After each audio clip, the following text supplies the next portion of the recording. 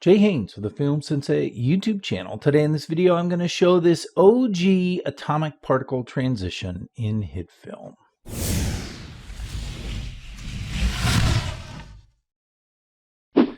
So I have done actually a couple of other already. I've done the wiping transition. I've also done the organic atomic particle transition. And so now we're going to do the original. Somebody asked me if I would. I said, yeah, I'd be happy to. So if you look under particles and simulation, you can find the atomic particle effect.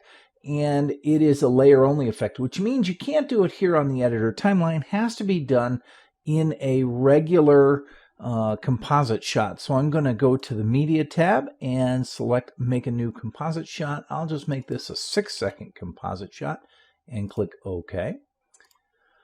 Then under this I'll go ahead and add a new text layer, and I'll just real quickly create the first graphic in the transition. All right, and so that's my name. Now all I'm going to do is right click and duplicate that, and then I'll go ahead and make that the second transition. And now that's my title. So I have this one, which will then transfer into that one. So this one here, actually, let's start with the first one. I'm going to go and just pull this back to the 4-second mark here. Let me come back to the 2-second mark, and we'll just start that one at the 2-second mark, right?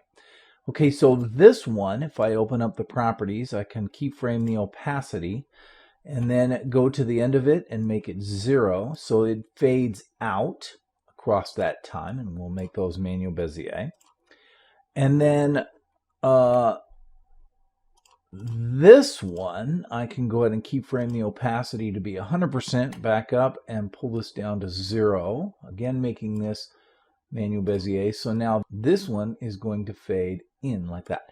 So when they're both here, then you can see that one of them fades out at the same time that the other one fades in. And by the way, if I turn on the checkerboard background, you can see that this is a transparent background. So now we can go ahead and add the effect, but I'm going to put that in a grade layer. So I'm going to click on New Layer, add a grade layer, and I will just bring this to start at 1 and end at 5 seconds like this. And then if I go to the Effects tab, I can drag the atomic particle into that grade layer. All right, so now let me just go to 3 here, halfway in the middle. The first thing you can see is that it's not full, so it's created a bunch of atomic particles here, and the problem is that it isn't filling the entire graphic. So if I open up particle appearance, I can up the size of that to 8, and that will essentially fill in that graphic completely, right? Beautiful. So now what I'm going to do is open up the fractal section here, and I'm going to change this. I'm going to make this 10 wavelength, and I'm going to make the iterations 3 because that's my sweet spot. That's what I love to see.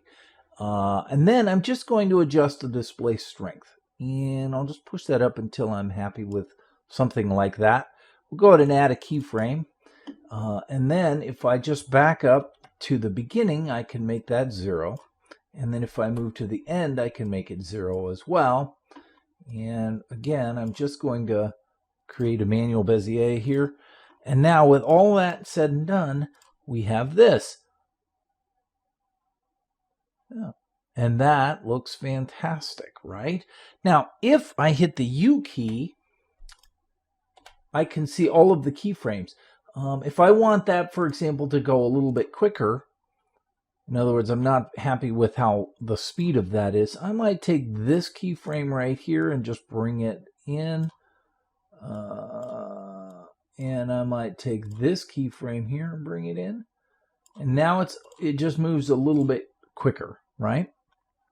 And of course, if I want to change the text itself, I can change those. I can actually make those into their own composite shots and add graphics or whatever. So it's pretty simple. So basically, in a nutshell, that's it. That's the OG atomic particle transition effect. If you have any questions, leave them in the comments below. Otherwise, thanks for watching.